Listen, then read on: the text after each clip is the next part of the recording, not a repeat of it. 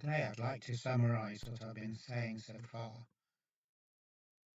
And although I have already summarised the basic gist of it, the basic message, several times, it occurred to me that maybe I should summarise all the summaries just to try and make it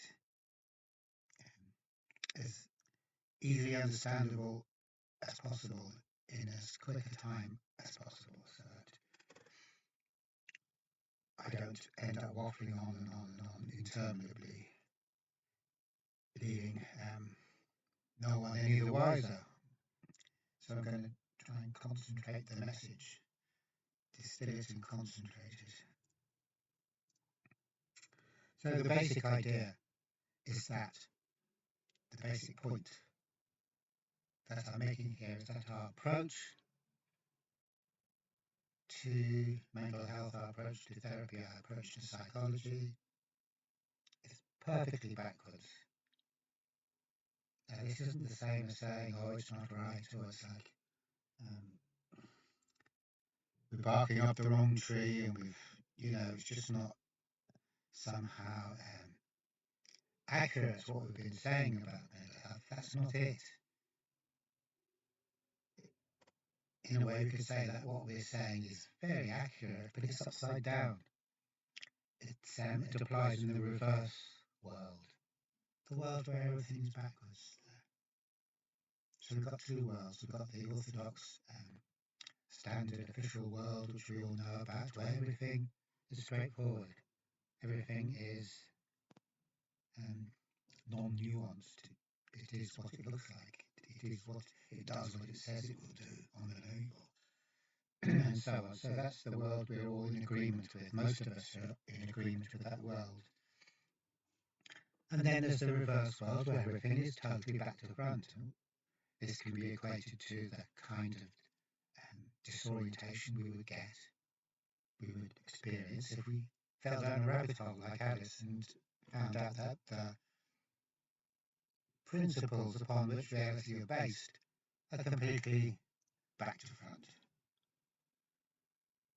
So there is this big jump from one way of looking at things to the other way of things, and looking at things in the conventional, non-nuanced, straightforward, everything seems, to make perfect sense, and yeah, this seems reasonable enough. Anything that seems to make sense to us has got to be wrong. It's only if it doesn't make sense at all and it kind of completely shocks us that we know we're actually connecting with reality to some degree. Reality never confirms what we want to believe. It always leaves us. It always hands us our arse on a plate, as the expression goes. There's no way to have that kind of experience of coming closer to reality without being completely disorientated. It's not that things become clearer and clearer and it's like, oh, I see. There isn't an accumulation of knowledge, which is what we think. But instead, the rug is pulled away. Completely, without any warning, with a huge amount of vigour. It's just ripped from under us so damn fast, it'd give us heartburn if we were sitting on it. And we were sitting on it, so that's what happens. That's what learning in the psychological sphere is. It's a shock. It's a disorientation. It's not an accumulation of little steps and little. That's not it at all. That's what the mind does. It has a basis which it doesn't question, and it builds on this basis, and it gets satisfaction from the building, from adding this to this and following this. Very satisfying. But it's all sitting on nothing. It's all hanging from a skyhook. Because even though the rational mind is a stickler for getting things right, this is a joke because the whole thing is based on nothing, because we've selected a starting point at random in order to be able to start. There are no starting points in reality itself, just as there are no termination points, no ending points.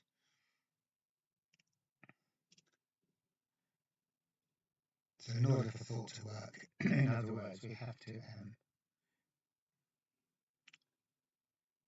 have a miracle. It has to be a miracle in order for it to start working, because we have to have something tangible that we can get to grips with. And actually, it isn't a miracle at all, because we're actually cheating. There are no miracles there.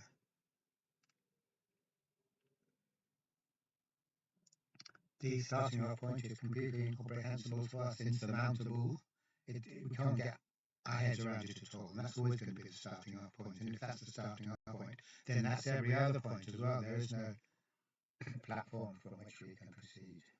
There's no accumulation of wisdom or knowledge step by step in a nice orderly way, like building a house. The accumulation of bite-sized pieces of information that are organised into a structure, that's the positive approach.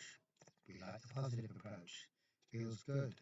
Every new layer we add, we are affirming what's already there, and that feels good. It's affirmation, affirmation, affirmation all the way. The only thing is that if we chase it back far enough, we'll find out what all this ladder of affirmations is resting on, the bottom rung. Can't be affirmed at all. We just have to pretend it can if we are to have that ladder. And I know I've said that about 20 times by now.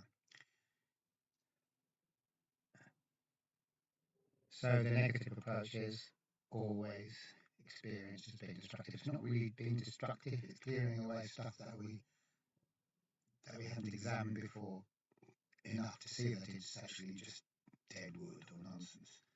So it's clearing away the dead wood. And it's all dead wood. Every single deliberation, every single movement, every single action of thought results in dead wood. Because it's just part of thought's game. That is only true if the starting off point is true and the starting off point isn't true. So that's, I just going over it yet again. But it's hard to get, really, because we are overwhelmed by the positive approach.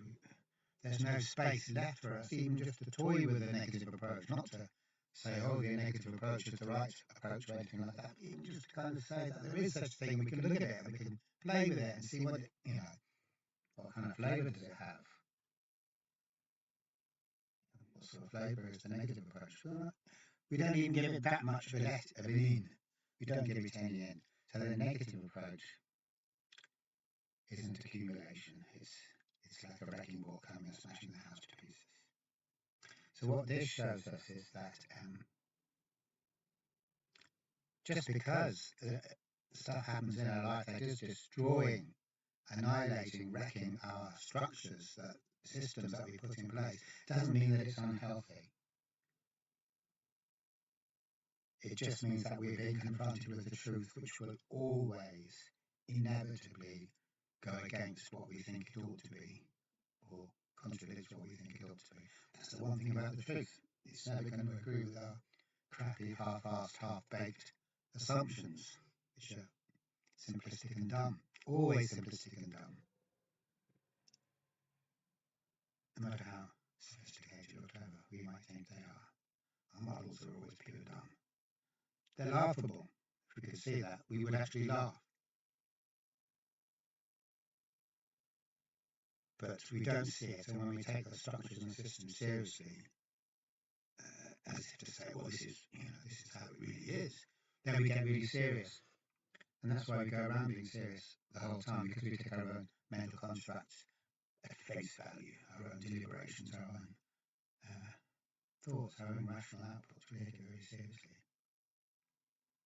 Instead of seeing it as just being playful, in the sense that it could equally well have been something totally different. It doesn't really matter, or I could not have gone down that road at all. It's fine, but I can try going down. I can explore what happens in a playful way. There's no absolutes, there's no seriousness here, because we don't have any right and wrong. Right and wrong is what creates seriousness, and what creates right and wrong is the thinking mind. And yet these categories are arbitrary. In other words, they could equally well be the other way around, or no way at all. The idea that when we really want to understand things, everything has to be reversed is perfectly well understood in physics, for example. If you know that the so-called real, in inverted commas, what does real mean even, world, is nothing like the world as we understand it. It's nothing like it at all. We know that. No one's going to argue with that, and that's physics, which we would tend to think deals in hard facts,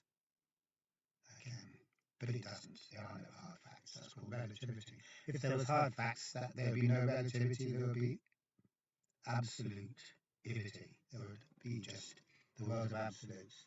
In relativity, there's no hard facts. And science has long since gone down the road to seeing everything as being relative rather than seeing the world as being created or made up of absolutes. It's a long, long time since we believed in absolutes in the scientific world. We don't believe in them anymore. We don't have any truck with them because we create absolutes by not looking any further. If we don't look any further at something, it becomes absolutely true. If we look at it further, oh look, it wasn't true after all. So we create absolutes by non-questioning, by having a dogmatic approach, because we like absolutes, because they're reassuring for us. They give us a platform in a world where platforms actually don't exist, not of their own accord. There's just an abyss of relativity. So, in terms of physics, just to say one last thing about physics without getting sidetracked into quantum theory or mechanics, quantum mechanics or anything like that. The basic point is that in our normal everyday life, the principle that guides us, the principle which everything rests upon, is the principle that says there is such a thing as location or locality. Different things exist, are located in different points. There could be a cushion there, and there could be a teapot there, and there could be a flamingo over there. Or we could just talk, it doesn't really matter what we're talking about, there's different things in different points, and they're located, and when you're located in one place, you can't also be located in another place. So that's called Aristotle's law of the excluded middle. That's what he was on about. He was talking about the regular old world, the logical world, the world that is founded upon Aristotelian logic. And that's fair enough, because that does correspond exactly to our experience in this median realm, the realm of that isn't very, very, very small or very, very, very big, just the kind of average realm that our lives take place in. But if we zoom in and see things on a more essential level, we see that there's no location. The basic essence of reality is that it doesn't have any location in it. It's not a local thing.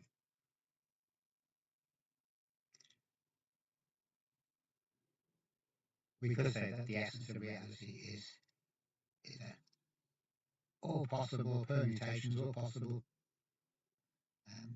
situations or arrangements or whatever the word is, I don't know what the word is, happen simultaneously and are unimpeded, so they're all equally true. Everything is true. Every single possible description of reality is true simultaneously. All of them are true. Nothing's excluded. So this isn't logic. The universe isn't based on Aristotelian logic. Reality isn't based on Aristotelian logic. Because Aristotelian logic says, well, it can be either this or this, but you can't have both. That's either or. The type of logic, and it isn't logic at all, that the reality is based on is both and. It includes absolutely everything. And it includes the stuff we can't even think of, we can't even imagine. It includes that too. There's nothing it doesn't include. It includes everything. It's all inclusive. Whatever it is, it's included. It's as simple as that. That's not a mathematical thing, because we're not defining anything. We're not saying this belongs and this doesn't belong. This is included and this is. It's all included, and at that stage we've gone beyond logic. Totally beyond logic. So the essential structure of reality is that nothing is decided, nothing has been decided upon. And because of that, there's no such thing as location. We're not located anywhere. Nothing is located anywhere. There's nowhere to be located. When we look at reality as it essentially is, it doesn't contain good references. It doesn't contain an x-axis and a y-axis and a z-axis. It doesn't contain anything like that. It just contains everything in an undifferentiated form, which means that we totally can't comprehend it.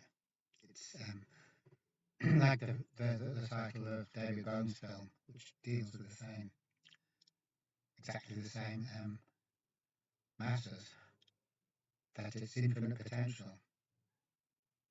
That's all you can say about it. Because it is infinite, we can't actually define or say anything specific about it at all. And that's okay. I don't see why we'd object to that way of looking at the world. It's a bit, it's drastically different to our normal way of looking at the world, but it's not bad. It contains more potential, more possibilities. It's bigger. Here's a bigger way of looking at the world, the universe.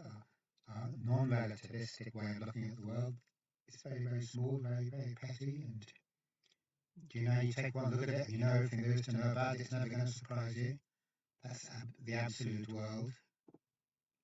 It's a small world. It's a provisional world. It's provisional upon us, ignoring a hell of a lot of stuff that contradicts it. And then when we ignore that stuff, we end up with this apparently logically consistent world that we call reality, or we call life. But as long as we remember that the core entity of everything is backwards to what we think it is, then that's what we really need to understand. That we're not being simple-minded there. We're thinking, okay, it looks like it's like blah, blah, blah, but it isn't blah, blah, blah. It's something else I can't even get my head around. And that's what the point we've come to in physics. We come to the point of saying that, but not in psychology. So it's like psychology, we still think we know stuff. We still think we're accumulating wisdom. We still think we're on a journey towards absolutes, a journey to knowledge, positive knowledge, absolute knowledge. So I don't know where that comes. Well, I do know where it comes from. It's a cultural continuation of a way of thinking that human beings have had for a long time. But not in science. In science, we've departed from that oversimplistic, naive way of looking at things. So, it begs the question, why don't we do the same in psychology? Why can't we make the jump there as well?